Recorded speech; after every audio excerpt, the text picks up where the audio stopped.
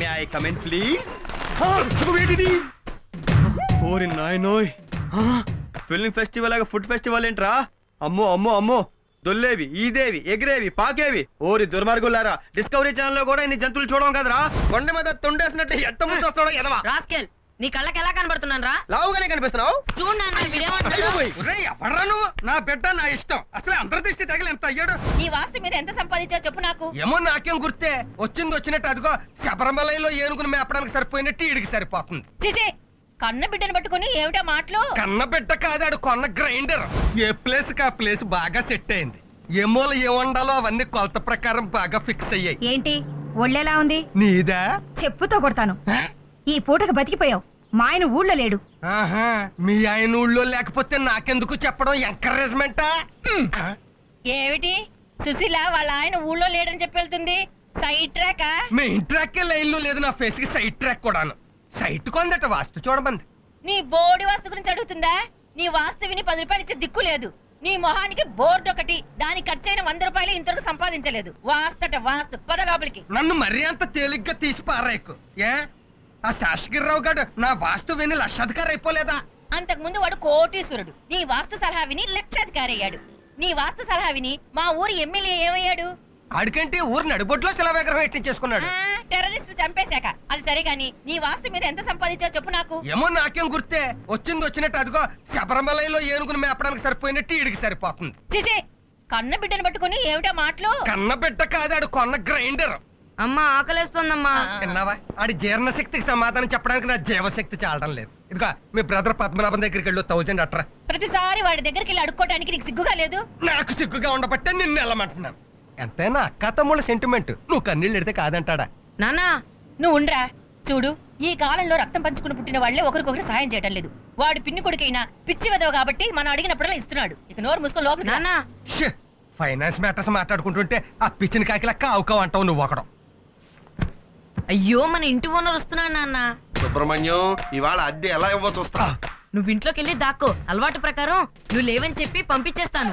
అన్సేషన్లో నీకు ఎంత బ్రెయిన్ ఎలాగొచ్చేసిందిరా? ఇప్పుడు చూడు, నువ్వు ఉంగాడి సంగతి నేను చెప్తాను.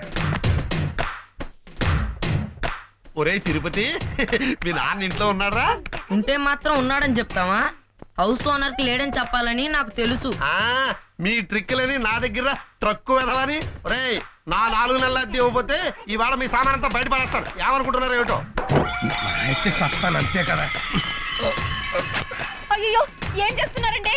సూసైడ్. ఆత్మహత్య? మరి మెడకి తాడు కట్టుకుని ఉయ్యాలుగుతాను అనుకుంటున్నావా? ఇప్పుడు నేనేమన్నానని సూసైడ్ చేసుకుంటున్నారండి? నేను రేసుకోవడం అయితే పిచ్చి మొహమా? మన హౌస్ ఓనర్ టార్చర్ భరించలేకపోతున్నాను. నేను బతకను.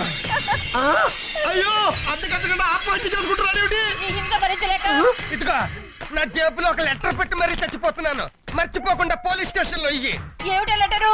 వీలునామానా? అద్దె కట్టడానికి దిక్కు లేదు, వీలునామా రాయడానికి ఆస్తులు అక్కడ చచ్చాయే. ఈ లెటర్ లో నా మరణ వాంగ్మూలం ఉంది. నా చావు కారణం ఆ హౌస్ ఓనర్ అని రాసేసాను. ఫినిష్. మీరు ఊరుకోండి. మీరు చచ్చిపోతే అద్దెవరు కడతారండి? నా శవాన్ని హౌస్ ఓనర్ కి ఫ్రీగా ఇచ్చేయి. వినియోగదారుల కోర్టులో నష్టపరిహారం కింద ₹1,00,000 ఇస్తారు. బ్యాంకులో వేసుకో.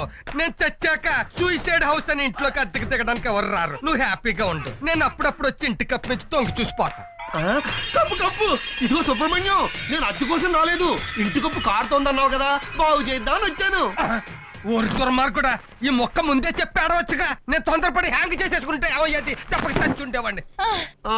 ఆవేశంలో అఘాయిత్యం చేసుకుని ఉంటే అంత్యక్రియల ఖర్చు కూడా నాకే పడి ఉండేది. అర్థమైందిగా? వాస్తు ప్రకారం ఇంటికి కలర్ బాగులేదు, అర్జెంట్ గా మార్పించు. నువ్వేం చేయమంటే అది చేయిస్తాను నాయన. రోజు కలర్. సరే గాని నన్ను మాత్రం పోలీసు కేసులో ఇరికించకే. అమ్మా, నీ పశు కుంకాలు కలకాలం వర్దిల్లాలమ్మా. అలాగేనండి. ఇది నాది. అమ్మయ్యా, ఎలాగోలాగా హౌస్ ఓనర్కి సెటిల్మెంట్ చేసేసాం. ఇక చిల్లర కొట్టువాడున్నాడే. ఆడిప్పట్లో మన జోలికి రాడు. ఎందుకని? మొన్న మన పద్మనాభం మన ఇంటికి వచ్చి వెళ్ళగానే ఏం చేస్తా ఉంటాడని అడిగాడు. సేల్స్ ట్యాక్స్ ఆఫీసర్ అని చెప్పేశాను. ఆడ టెన్షన్ లో ఉన్నాడు. అది తేలేదాకా మన జోలికి రాడు. Well done my darling. Nice performance. Thank you my darling. May I come in sir? Yes come in. ఏంటి ఇల్లంతా ఖాళీగా ఉంది? సామానంతా అద్దెకిచ్చారా? ఇల్లే అద్దెకిచ్చారా? కూర్చోడానికి కుర్చీ కూడా లేదు. అవును సార్, మీకు పేపర్ చదవటం అంటే ప్రాణం అనుకుంటాను. వచ్చిన మనిషిని పట్టించుకోకుండా మెయిన్ హెడ్డింగ్ నుంచి లాస్ట్ హెడ్డింగ్ దాకా లాస్ లేకుండా చదివేస్తారు. అవును సార్, నాకు డౌట్, మీరు చదువుతున్నారా బట్టి పడుతున్నారా? ఏంటి మాట్లాడరు? మీకు మాటలు రావా? Don't disturb me. అమ్మా మాటలొచ్చు సార్. మీరు మొత్తం చదివేదాకా డిస్టర్బ్ చేయను. కొంచెం టీవీ ఉంటే పెడతారా?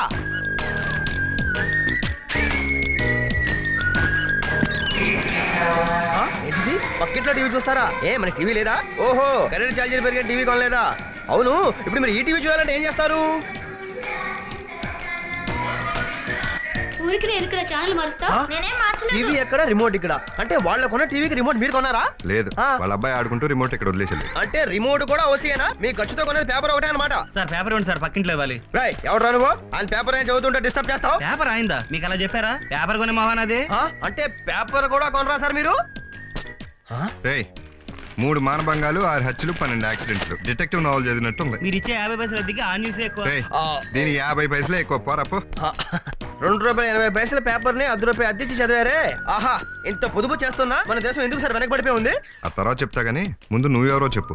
నేనా? తాజ్ టీవీలో యాడ్ సీరియల్స్ తీస్తుంటాను. యాడ్ సీరియల్సా? అవును సార్, ఒకప్పుడు సీరియల్స్ మధ్యలో యాడ్స్ వచ్చేవి. ఇప్పుడు యాడ్స్ మధ్యలో సీరియల్స్ వస్తున్నాయి. అందుకే యాడ్స్ ని సీరియల్స్ గా తీస్తున్నాను. అయితే ఎక్కడికి ఎందుకు వచ్చావు? అది నవ్వు యవ్వన్ అనే ఆయుర్వేద సెక్స్ మాత్రం అడ్వర్టైజ్మెంట్ కి మిడిల్ క్లాస్ పర్సన్ ఇంటర్వ్యూ చేస్తూ తిరుగుతున్నాను. మిమ్మల్ని చూస్తుంటే మిడిల్ క్లాస్ లో మరీ మిడిల్ క్లాస్ లా కనిపిస్తున్నారే. మీరు ఇంటర్వ్యూ ఇస్తే మీరు రుణం తెచ్చుకోలేను. తీర్చుకోలేనప్పుడు ఇంటర్వ్యూ ఎందుకు? నాకు వేస్ట్ కదా, వేరే వాళ్ళని చూసుకో.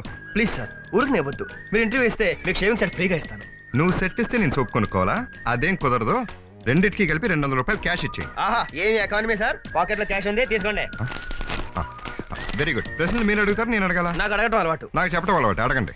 సంసారం, నా రకం, సన్యాసం, స్వర్గం, పెళ్ళంటే, వేస్ట్ ఖర్చు, భార్య అంటే, పెద్ద లగేజ్, పిల్లలంటే, అప్పులు, మనిషి కావాల్సింది, పొదుపు, చేయవలసింది, మదుపు, మన తోడు ఉండేది, జీవిత బీమా, వెంటాడేది, ఇన్కమ్ మన ట్యాక్స్, చూడకూడదు, పెళ్లి చూపుల పిల్లని, చూసి ఆనందపడేది, బస్ స్టాప్ లో ఆడపిల్లలు, ఖాళీగా ఉండకూడదు, జేబు, ఖాళీ అయ్యే కొద్ది ఖర్చు పెరిగేది, కడుపు, తేలిగ్గా డబ్బు సంపాదించడం ఎలా? Match fixing.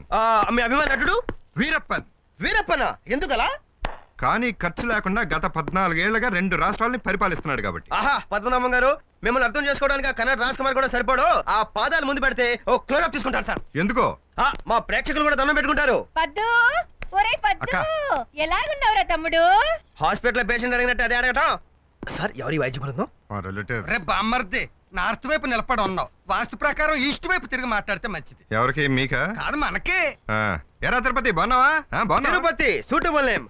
కొండ మీద తొండేసినట్టు ఎంత ముందు వస్తాడో ఎదవా. రాస్కెల్, నీ కళ్ళకి ఎలా కనబడుతున్నాను రా? లావుగానే కనిపిస్తున్నావు. చూడు నాన్న, వీడేమంటాడు? ఒరేయ్, ఎవడ్రా నువ్వు? నా బిడ్డ నా ఇష్టం. అసలు అందరి దృష్టి తగిలి ఎంత అయ్యాడు. నువ్వు కామెంట్ చేస్తావా? Good, very good, nice face. అలాగే ఉండండి, క్లోజప్ తీసుకుంటాను. గ్రాఫిక్స్ లో జిరాఫీ ఫేస్ కోసం వెతుకుతున్నాను. ఏరా? Correct matching. నా మొగుడిని పట్టుకొని అయ్యో, జురాసిక్ అక్క, పార్కులో అక్క, జిరాఫ్ ఫేస్ చేస్తున్నాడంటావా? ఆగు. బావు వీకే అక్కే పవర్ఫుల్. పర్వతం. సర్లే, పోరా, 200 థ్యాంక్స్. పోరా. అక్క, అక్క, ఏంటి ఇలా సడన్ గా ఊడిపడ్డారు? అది అసలు మేము ఎంత బాధల్లో ఇక్కడికి వచ్చామో తెలుసా బామ్మర్ది? ఏమైంది? అదేంటి బామ్మర్ది, మా హౌస్ ఓనర్ రోజు రోజుకి అంత దుర్మార్గుడు ఏం అయిపోతున్నాడు. చేశాడు? చేసేయడం ఏంటి? 1వ తారీఖు వస్తే సార్ అద్దెడిగేస్తున్నాడు. మేము లేకపోతే ఎవరిని అడుగుతాడో చూద్దామని ఇక్కడికి వచ్చాం తమ్ముడు. సరే, నేను ఆఫీస్కి వెళ్ళాలి. ఎలాగో వచ్చారు కదా, ఒక 5 నిమిషాలు ఉండి వెళ్ళిపోండి. 5 నిమిషాలు ఉండి వెళ్ళిపోవడమా? సరే, చేసేది ఉంది, వందిట్టు కొట్టు. ఎందుకు? మరి తిరిగి అక్కడికి వెళ్ళాలంటే రెంట్లో అడ్వాన్స్ అన్నా కొట్టాలి కదా. బామ్మర్ది, ఒక 100 ఈస్ట్ లోను, ఒక 100 వెస్ట్ లోను ఉంటే వాస్తు ఒప్పుకోదు. రెండింటిని కలిపేసి ఈ సైన్యంలోకి నెట్టేద్దాం. జన్మ జన్మల రుణం. పదరా. నాన్న, నన్ను ఎత్తుకో. అమ్మో, నిన్న దెబ్బకి నడువు ఇరిగి చేస్తాను. పదరా బాబు. నా దారి గోదారి, మనసైన చోట మజిలీ, కాదన్న చోట బదిలీ. అపోయా బాబు, ఇక్కడే ఇక్కడే. ఇక్కడ ఇక్కడ ఆపు. ఎవరో ఎవరో తలుపు కొడుతున్నారు.